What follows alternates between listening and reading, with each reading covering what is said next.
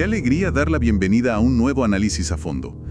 Hay una experiencia universal que probablemente compartimos casi todos. Esa de estar parados en una fila interminable, me imagino. Exactamente. Estar en una oficina pública sosteniendo una carpeta llena de papeles, sintiendo una impotencia absoluta frente a un empleado detrás de un vidrio. Ajá, ese que parece tener el control total de nuestro destino en ese momento. Tal cual. En ese instante, la burocracia se siente como un monstruo invencible. Pero la misión de hoy es desentrañar las reglas invisibles que realmente dictan esa interacción. Y para eso vamos a sumergirnos en los cimientos del derecho administrativo. Sí, guiándonos por los conceptos que plantea Roberto Carlos Suárez en su análisis del marco jurídico civil y administrativo. Y no, a quienes nos escuchan les prometo que esto no es un repaso de trámites aburridos. No, para nada. Estamos hablando del escudo y la espada en la relación diaria entre el inmenso poder público y cualquier individuo. Lo fascinante aquí es que detrás de esa frustración de la ventanilla existe un mapa complejísimo. Un mapa diseñado específicamente para estructurar y limitar el poder estatal. Claro, no es que el Estado hace lo que quiere porque sí. Exacto, no es un capricho, es la arquitectura que se inventó para evitar la tiranía, digamos. Cada regla procesal, cada sello, cada principio constitucional que opera en segundo plano. Es como una barrera. Es una barrera puesta deliberadamente para garantizar que ese inmenso poder que la sociedad le entrega al Estado no se vuelva en contra de esa misma sociedad. Ok, analicemos esto. Arranquemos por el ADN del Estado. Hay una desconexión enorme entre cómo interactuamos con otras personas y cómo interactuamos con el gobierno. Sí, las reglas cambian por completo. O sea, si dos personas firman un contrato de alquiler, por ejemplo, asumen que están en igualdad de condiciones, hay un equilibrio. Pero cuando entra el Estado a la cancha, Esa igualdad se esfuma por completo. desaparece, ¿sí? Totalmente. Y a eso en la teoría jurídica se le llama el régimen exorbitante. Un nombre intenso. Y la palabra lo dice todo. Órbita por fuera de lo normal. El Estado no es un ciudadano más. Tiene una supremacía que es necesaria para poder gobernar. Ejerce el poder de imperium. Que sería como la fuerza bruta, ¿no? Es la capacidad pura y dura de imponer su voluntad, incluso usando la fuerza legítima o la coerción. Y también tiene el poder de dominio, que es el control sobre el patrimonio y los bienes públicos. Claro. Está en un plano superior, lo que técnicamente se denomina una supraordinación jurídica. Espera, pongámoslo en perspectiva, porque suena que le damos al Estado una carta blanca aterradora. Un poco asusta, sí. Básicamente estamos diciendo que tienen superpoderes. Pueden crear obligaciones de forma unilateral. De repente deciden que hay un nuevo impuesto o una nueva restricción y simplemente hay que cumplirla. Ajá, sin preguntarte. Y encima, sus actos tienen la famosa presunción de legitimidad. O sea, si el Estado dicta algo, la ley dice, bueno, asumamos que está bien hecho y cúmplase de inmediato. Exacto, se presume válido. No se suspende solo porque a alguien le parezca injusto o decida quejarse. Suena aterrador si lo aislamos, estoy de acuerdo. Pero la justificación histórica de esto, y es algo que Maurice Harieu, un clásico jurista francés, explicaba muy bien, es que esa maquinaria necesita moverse. Tiene que funcionar. Claro, necesita moverse rápido y sin trabas constantes para cumplir con el servicio público. Si el Estado tuviera que ir a un juez cada vez que necesita asfaltar una calle, o cobrar un impuesto, o clausurar un restaurante insalubre... La sociedad colapsaría, no se haría nada. Exactamente. Ahora bien, para equilibrar este monstruo aparece otra pieza vital del rompecabezas. El jurista Eduardo García de Enterría sostiene que el verdadero Estado de Derecho solo existe cuando toda esa actuación administrativa puede ser íntegramente fiscalizada. Fiscalizada por los tribunales. Por los jueces, sí. Esa es la verdadera lucha contra las inmunidades del poder. Entonces, la lógica sería, te doy el poder de actuar sin pedir permiso, pero te vigilo con una lupa gigante. Tal cual.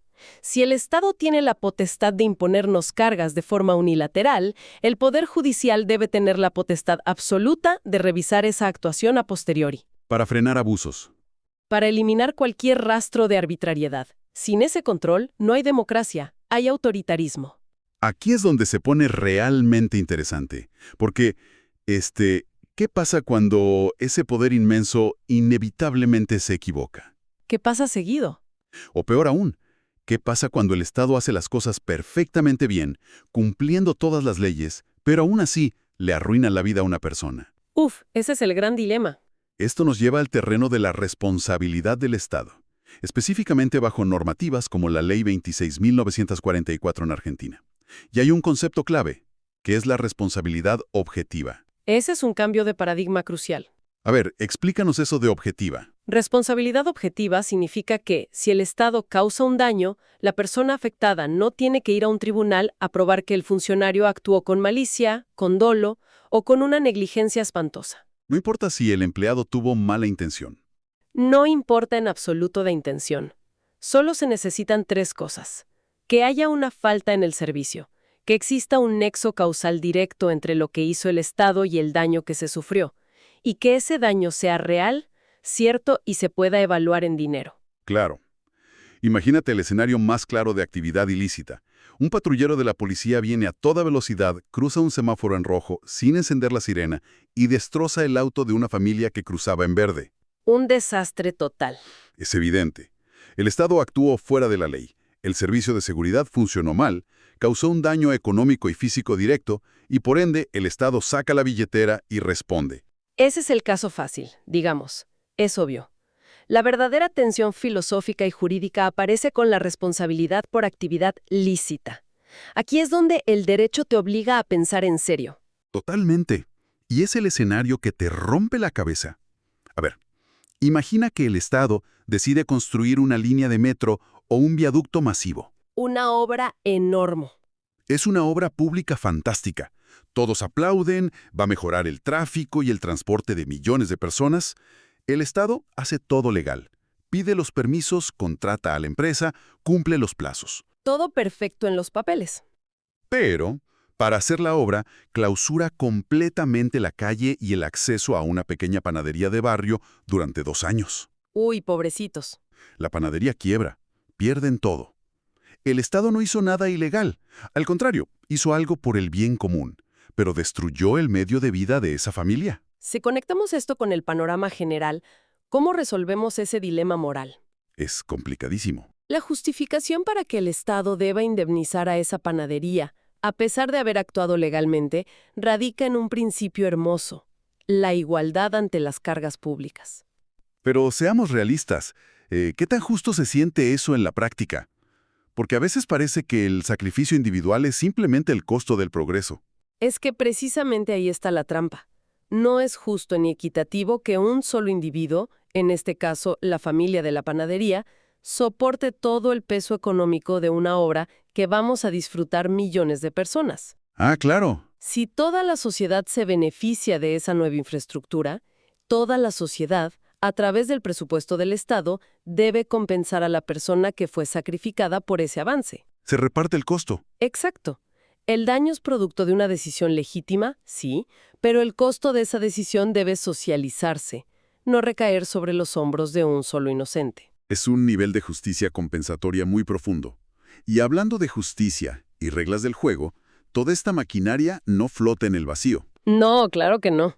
Los cimientos reales de este poder están anclados en la Constitución, y esto define cómo deben comportarse las personas que manejan la maquinaria, los funcionarios públicos. Los que están del otro lado de la ventanilla. Sí. Hay una serie de principios rectores que determinan quién puede tener este poder y cómo debe usarlo. El primero y más importante de esos principios es la idoneidad consagrada en el artículo 16 de la Constitución. Que parece sentido común, pero no siempre lo fue. Para nada. Históricamente, los cargos públicos eran títulos de nobleza o favores para los amigos del poder.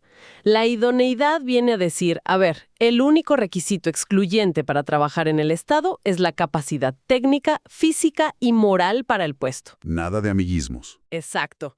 Esto va de la mano con el principio de igualdad, garantizando que los procesos de selección no tengan discriminaciones arbitrarias por raza, religión o abolengo. Y acá entra un punto que siempre genera debate en la calle, la famosa estabilidad del empleado público. Uy, sí, es un tema candente. Porque mucha gente se queja diciendo algo como, no sé, es imposible despedir a un empleado estatal, se atornillan al puesto. Pero hay una razón histórica fascinante detrás de eso, ¿no? Absolutamente. Es muy fácil criticar la estabilidad desde afuera, pero hay que entender cuál era la alternativa antes de que existiera. ¿Cómo era antes? Antes se usaba lo que se conocía como el sistema de botín o spoil system.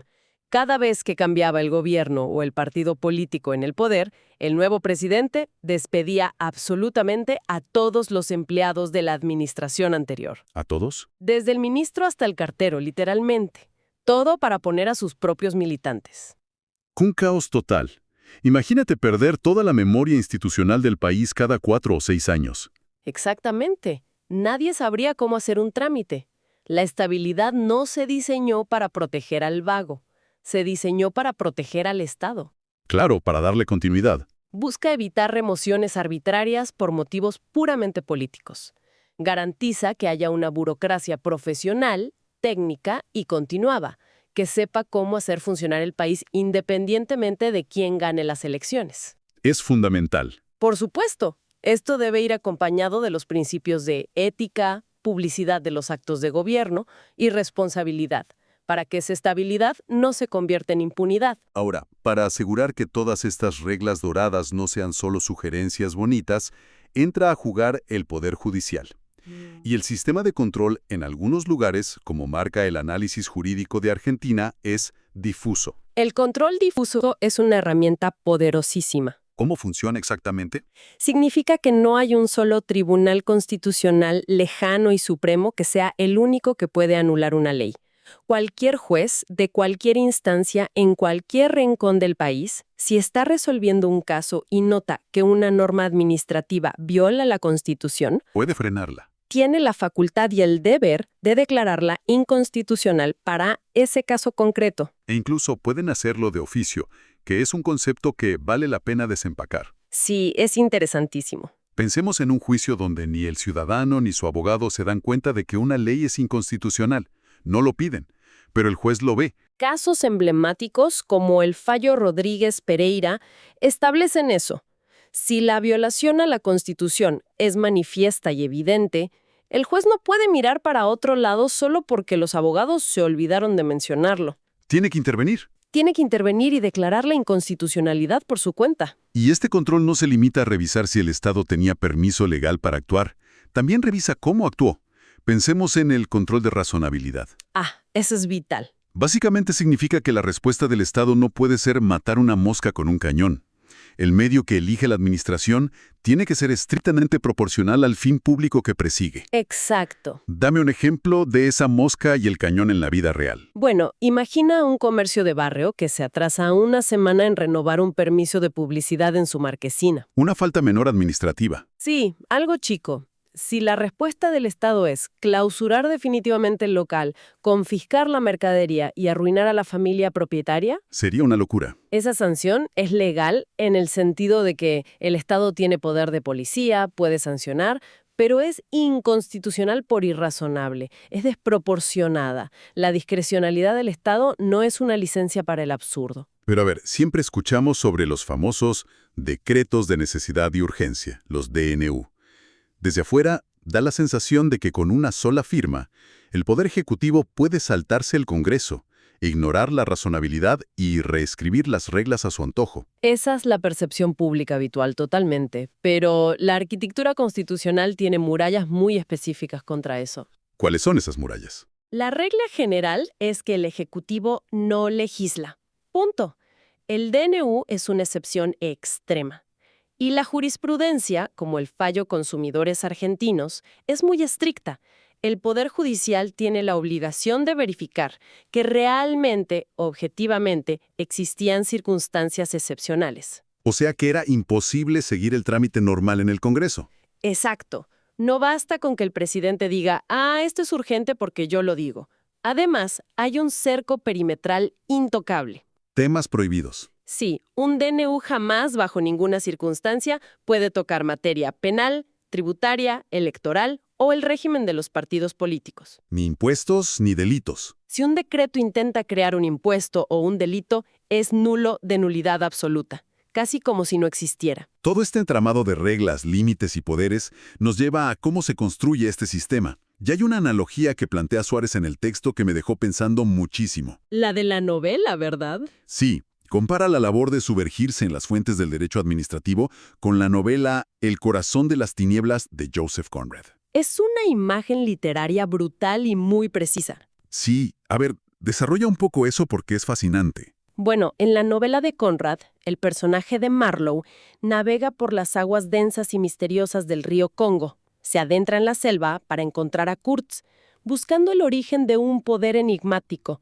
y se topa con fragmentos, silencios y horrores en su camino. Una travesía oscura. Tal cual. De la misma manera, quien intenta entender el derecho administrativo no lee simplemente un manual ordenado. Navega por el cauce de la historia, las crisis económicas, las costumbres y las fracturas culturales de un país para descubrir de dónde nacen las normas. No es un río de aguas tranquilas, definitivamente. No, para nada. Hay corrientes ocultas, tensiones de poder y estructuras sumergidas detrás de cada ley. Es ver las normas como afluentes de un río inmenso de poder. Y ese río tiene una jerarquía implacable.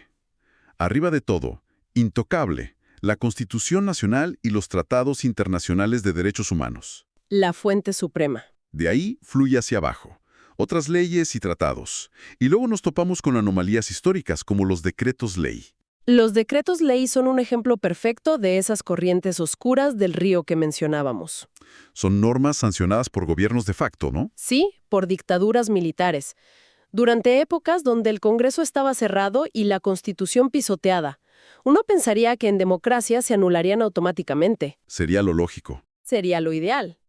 Pero por su inmensa cantidad y porque regulaban cosas cotidianas absolutamente necesarias para que el país funcionara, la jurisprudencia tuvo que aceptarlos como fuente del derecho. Claro, hasta que el Congreso Democrático las revise. Exacto, sujeto a su posterior ratificación o derogación. Es la historia viva filtrándose en la ley. Descendiendo más en este río, llegamos a los reglamentos, que es donde el Estado crea las reglas del día a día. Y finalmente, llegamos a una fuente que mucha gente jamás asociaría con el derecho público. Las convenciones colectivas de trabajo. Acuerdos entre sindicatos y empresas. ¿Por qué algo que negocian privados termina siendo una fuente de derecho administrativo? Porque una vez que ese acuerdo sindical es homologado... O sea, aprobado formalmente por el Ministerio de Trabajo. Exacto. O por otro órgano del Ejecutivo. Una vez que pasa eso, deja de ser un simple contrato privado. Se vuelve de cumplimiento obligatorio erga omnes, que en latín significa para todos en ese sector. Ya no es solo entre los que firmaron. Para nada. Y el Estado asume el rol de policía, envía inspectores, controla su cumplimiento y aplica multas administrativas si se viola. El poder del Estado respalda ese acuerdo, integrándolo a su maquinaria. Entonces, ¿qué significa todo esto para la persona que está de pie en la fila de la oficina pública? La del principio del episodio. Sí, esa misma persona. Frente a ese coloso armado con poderes exorbitantes, presunciones de legitimidad y un río inmenso de normativas complejas, ¿cómo sobrevive el ciudadano común? La respuesta es el procedimiento administrativo. Es un laberinto. Es un laberinto, sí, pero es un laberinto diseñado con salidas de emergencia a favor de la gente. Y aquí hay un choque de mundos fascinante entre cómo funcionan los tribunales y cómo deben funcionar las oficinas del gobierno. Este es probablemente el aspecto más incomprendido pero protector de todo el sistema. A ver, en un proceso judicial tradicional rige la verdad formal. Exacto. El juez es una figura neutral, de ojos vendados. Toma su decisión basándose estrictamente en lo que los abogados presentan, alegan y logran probar en el expediente. Si alguien tiene toda la razón del mundo, pero su abogado presenta la prueba clave un día tarde o invoca la ley equivocada, lamentablemente puede perder su casa o su libertad. El juez no va a salir a buscar la prueba que falta. Es frío, es calculador. Así es. Pero me estás diciendo que si yo voy a la administración pública a pedir una jubilación o un permiso, las reglas cambian. Cambian drásticamente. En el procedimiento administrativo rige la verdad material o verdad jurídica objetiva. Es un cambio de paradigma total. ¿Qué implica eso en la práctica? Implica que el Estado no es un árbitro pasivo. Es un actor que tiene el deber legal de investigar cuál es la realidad de los hechos, independientemente de lo que diga el expediente o de los errores que cometa el ciudadano. O sea, si presento un reclamo y por ignorancia no cito el artículo correcto o me olvido de adjuntar un papel que el Estado ya tiene en otra de sus oficinas, El empleado no puede simplemente rechazarme el trámite y decir, suerte para la próxima. no puede. Exactamente. No puede. La doctrina de la Procuración del Tesoro es muy clara en esto. La administración debe superar los meros formulismos. Tiene la obligación proactiva de esclarecer las circunstancias reales. ¡Wow! Si investigando descubren que efectivamente te corresponde ese derecho, te lo tienen que otorgar incluso si tú armaste mal el reclamo. A esto se le suma el principio de informalismo a favor del administrado. Que te perdona los errores de forma. Sí, si presentas una carta quejándote y en lugar de ponerle el título recurso jerárquico, le pones carta al director, el Estado no puede rechazarla por ese error técnico. ¡Qué interesante! Tiene que leerla, entender la intención, encauzarla correctamente y darle el trámite que corresponde. Es como si el Estado estuviera obligado a ser tu propio abogado defensor dentro de su propia estructura. Es una buena forma de verlo. Y todo esto está blindado por el debido proceso adjetivo, tu derecho inalienable a ser escuchado, a ofrecer pruebas y a recibir una respuesta fundamentada. Nada de rechazado porque sí. Jamás. Tiene que haber una explicación basada en la ley y en la verdad de los hechos. Ahora bien, en la práctica operativa hay que distinguir cómo se manifiestan estas decisiones. El Estado se comunica a través de actos administrativos. Dame un ejemplo rápido. Por ejemplo, una resolución firmada que ordena demoler un muro peligroso. Como dijimos al principio, tiene ejecutoriedad.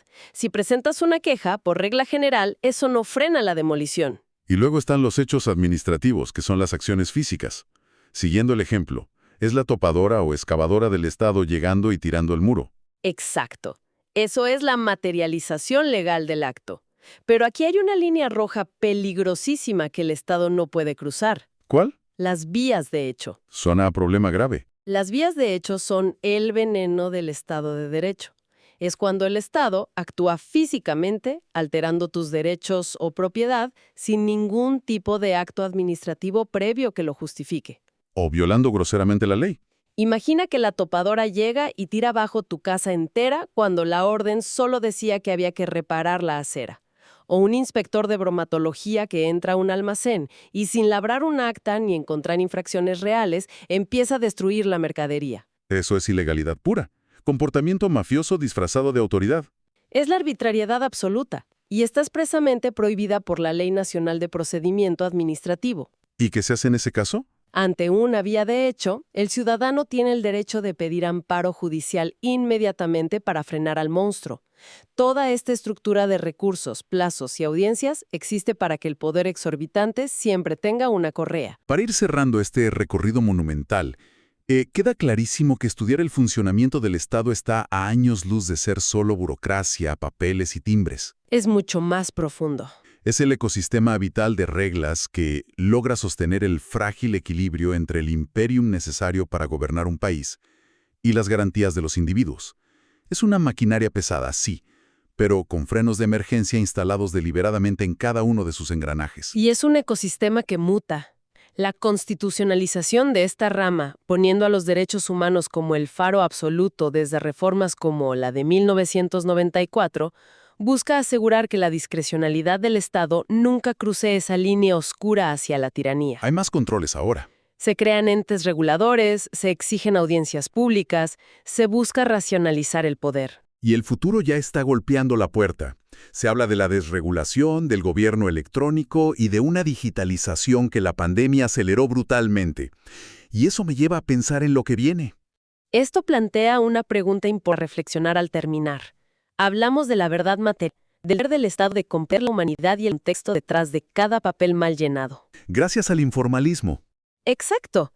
Pero si el Estado avanza hacia estructuras que son puramente portales digitales automatizados e inteligencia artificial que procesa reclamos, ¿Cómo se mantiene vivo ese principio humano? esa es la cuestión. Cuando la ventanilla desaparece y la burocracia se convierte en un algoritmo frío que solo procesa ceros y unos, ¿cómo hace una persona vulnerable para que un formulario predeterminado entienda las circunstancias reales de su problema? Es difícil pedirle piedad o contexto a un código de programación. ¿Cómo evitamos que la automatización del Estado se convierta en la pérdida definitiva de las garantías ciudadanas frente a la máquina? Es una reflexión tremenda, casi de ciencia ficción, pero que ya es nuestra realidad. Un cierre perfecto para este recorrido espectacular por los motores del poder.